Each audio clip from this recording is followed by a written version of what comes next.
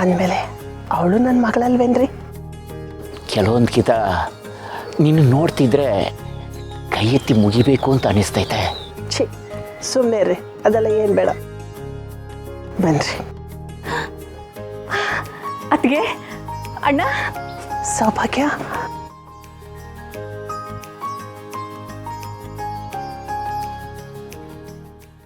ಚೆನ್ನಾಗಿದೆಯವ?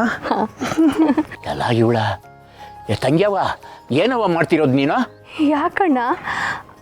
ಅತ್ತಿಗೆ ನೋಡ್ತೆ, ತುಂಬ ಖುಷಿ ಆಯಿತು, ಅಪ್ಕೊಂಡೆ. ತಪ್ಪ? ಅದಕ್ಕೆ ಕೇಳ್ತಿರೋದು. ಹಿಂದೆ ಎಲ್ಲ ಅಣ್ಣಯ್ಯ ಅಣ್ಣಯ್ಯ ಅಂತ ನಾನು ಹಿಂದ್ಗಡೆನೆ ಬರ್ತಿದ್ದೆ. ಅದಕ್ಕೆ ಬಂದ ತಕ್ಷಣ ಅದಕ್ಕೆ ಸೆರ್ಗಿಟ್ಕೊಂಡಿದ್ಯಾ? ನನಗೆ ಕೋಪ ಬರೋಕ್ಕಿಲ್ವೇ?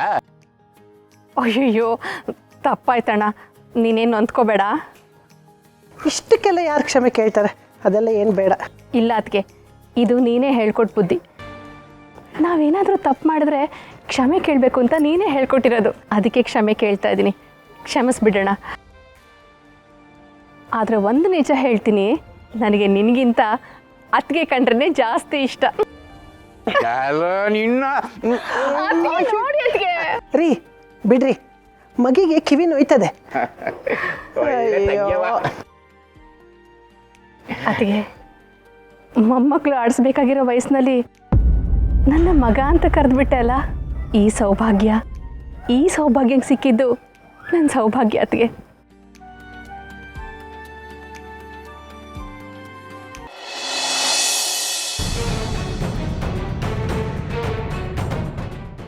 ಇವಾಗ ಏನಾಯ್ತು ಅಂತ ಇಷ್ಟೊಂದು ಕೋಪ ಮಾಡ್ಕೊಂಡಿದ್ಯಾ?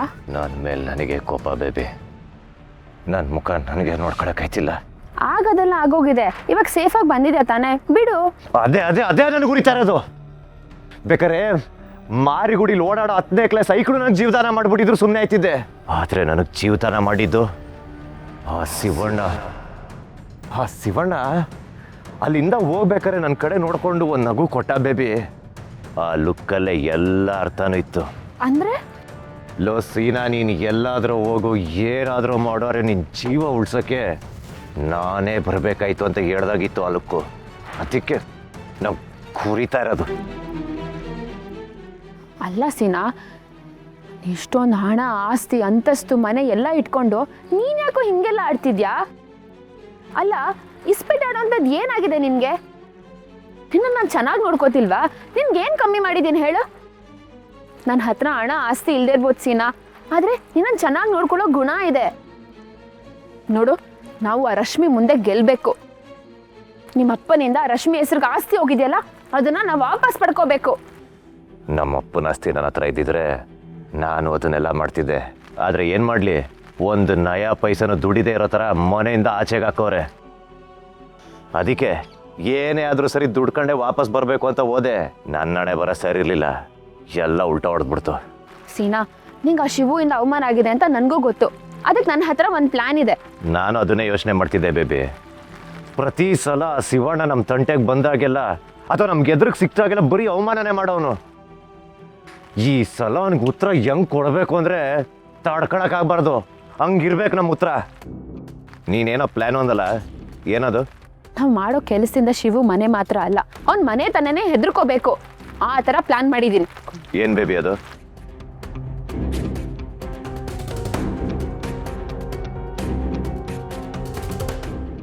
ಹಿಂಗಿದೆ. ಸೂಪರ್ ಆಗಿದೆ ಬೇಬಿ ಪ್ಲ್ಯಾನು, ಸಕ್ಕದಾಗೆ ಹೇಳಿದೆ. ಈ ಸಲ ನಮ್ಮ ಪ್ಲ್ಯಾನ್ ಏನಾರೋ ವರ್ಕೌಟ್ ಆದರೆ ಬರೀ ಅವ್ರ ಹೊಟ್ಟೆಗೆ ಮಾತ್ರ ಅಲ್ಲ, ಅವ್ರ ಮನೇನೂ ಹತ್ಕೊಂಡು ಉರಿಬೇಕು.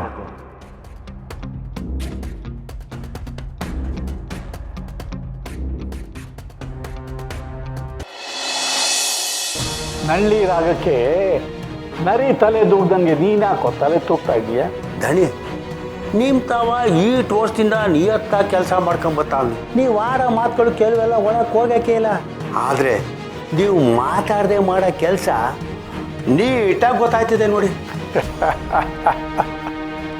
ನಾಣ್ಯ ಇದ್ದವನೇ ನಾಯಕ, ನಾದ ಇದ್ದವನೇ ಗಾಯಕ. ನಾಯಕನಿಗೆ ನಾದನು ಗೊತ್ತಿದ್ರೆ ಹಾಡ್ಕೊಂಡೇ ಗೆದ್ದುಬಿಡ್ಬೋದು ಅಲ್ವೇದ? ಆದರೆ ನೀವು ಹಾಡ್ಕೊಂಡಲ್ಲ, ಆಡ್ಕೊಂಡೇ ಗೆದ್ದು ಬಿಟ್ರಿದಣಿ. ಅಲ್ಲಿ ನೋಡಿ, ಅಲ್ಲಿ ನಿಮ್ಮ ಮುಂದೆ ಸೋತು ತಲೆ ಬಾಗ್ದವರೆಲ್ಲ ಸಾಲಾಗಿ ಬತ್ತವ್ರೆ. ದಣೆ ಅದ್ರಾಗ ಮುಂದೆ ಬತ್ತಿರೋದು ಶಾರದವನೆಯ. ಬರಲಿ ಬರಲಿ, ಈ ಸಾರ್ತಿ ಅವಳಿಗೆ ಮಾಡೋ ಅವಮಾನಕ್ಕೆ ಅವಳು ನಮ್ಮ ಮನೆ ಕಡೆ ತಲೆ ಕೂಡ ಹಾಕ್ಕೊಂಡು ಮಲಗಬಾರ್ದು, ಹಂಗೆ ಮಾಡ್ತೀವಿ. ಆದರೆ ಛತ್ರಿ, ಅವ್ರಿಗೆಲ್ಲ ತಾವು ಸೋತಿದ್ದೀವಿ ಅಂತಲೇ ಗೊತ್ತಿಲ್ಲ ಕಣೋ. ದಣಿ ದಿಟ ಎಲ್ಲರೂ ದೋಣ್ಗಳು ದೇವ್ರ ಪೂಜೆ ಮಾಡಿಸಿ ದೇವ್ರ ಪ್ರಸಾದವ ಕೊಡಿಸ್ತೀರಾ ಅಂದ್ಕೊಂಡು ಬರ್ತಾವ್ರೆ. ಆದರೆ ಅವ್ರಿಗೆ ಗೊತ್ತಿಲ್ಲ ನೀವು ಮಾಡ್ಸಿರೋ ಓಮು ಬೆಂಕಿನಾಗೆ ಅವರೆಲ್ಲ ಸುಟ್ಟು ಹೋಯ್ತಾರೆ ಅಂತ. ಛತ್ರಿ, ನಾಡಿ ನಿಂತ ಮೇಲೆ ಕಾಡು ಪಾಲಂತೆ ಕಣೋ. ಈ ವೀರಭದ್ರನ ಎದುರಾಕೊಂಡ್ರೆ ನಾಡು ನಿಲ್ಲಿಸ್ತಾನೆ, ಕಾಡು ನಿಲ್ಲಿಸ್ತಾನೆ. ಅಲ್ಲ ದಣಿ, ಜನ ಕಾಡು ಉಳಿಸಿ ನಾಡು ಬೆಳೆಸಿ ಅಂತಾರೆ. ಆದರೆ ನೀವು ಕಾಡು ಉಳಿಸ್ತೀನಿ ಅಂತೀರ, ನಾಡು ಉಳಿಸ್ತೀನಿ ಅಂತೀರ. ಹಿಂಗಾದ್ರೆ ಬದುಕೋದು ಹೆಂಗೆ? ಎಲ್ಲ ನಾಶವಾದರೂ ಬದುಕಬೇಕು ಅಂತ ಆಸೆ ಇಟ್ಕೊಂಡಿರೋರಿಗೆ ಈ ಮಾರಿಗುಡಿ ದೇವರು ವೀರಭದ್ರನ ಪಾದನೆ ಗತಿ. ಅಕ್ಕಿಯ ನಾನೊಂದು ಹೊಸ ಗಾದೆ ಬರ್ದೀವ್ನಿ. ಆಹಾ, ಏನದು? ಊರ ಮೇಲೆ ಊರು ಬಿದ್ದರೆ ವೀರಭದ್ರಯ್ಯನವ್ರ ಪಾದ ಬೀಳಲಿಲ್ಲ ಅಂತ. ಮತ್ತೆ ನನ್ನನ್ನು ಎದುರು ಹಾಕ್ಕೊಂಡ್ರೆ ಬದುಕೋದುಂಟೇನೋ?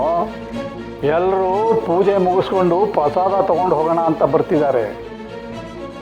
ಆದರೆ ಅವ್ರಿಗೆ ಯಾರಿಗೂ ತಿಳಿದೇ ಇರೋ ಹಾಗೆ ಒಳಗಡೆನೆ ಒಂದು ಸಿಡಿ ಮದ್ದಿಟ್ಟಿದ್ದೀನಿ. ಅದಕ್ಕೆ ಗಡಿಯಾರ ಫಿಕ್ಸ್ ಮಾಡಿದ್ದೀನಿ. ಮುಹೂರ್ತ ನೋಡಿ ಅದನ್ನು ಸಿಡಿಸಿದ್ರೆ ಠಮ್ ಅಂತ ಶಬ್ದ ಆಯ್ತದೆ.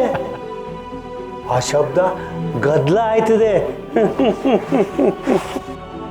ದಣಿ, ಆದರೆ ನಂಗೊಂದು ಸಣ್ಣ ಅನುಮಾನ. ನೀವು ರತ್ನವನಿಗೆ ಪೋಡ್ಬಾರ್ದವರೋ ಕಷ್ಟ ಕೊಟ್ಟಿದ್ದೀರ.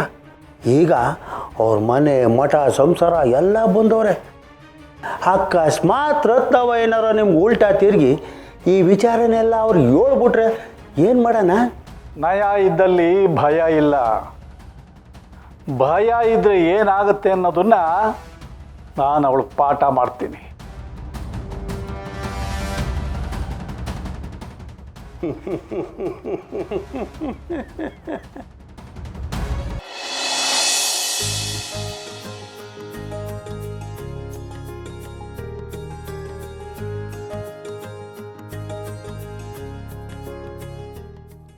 ಅದಕ್ಕೆ ಅನ್ಸುತ್ತೆ. ಅದಕ್ಕೆ ಜುಮ್ಕಿ ಹಾಕೋತಾ ಇದ್ದೀನಿ, ಡೋರ್ ಓಪನ್ ಇದೆ, ಬನ್ನಿ. ಅದಕ್ಕೆ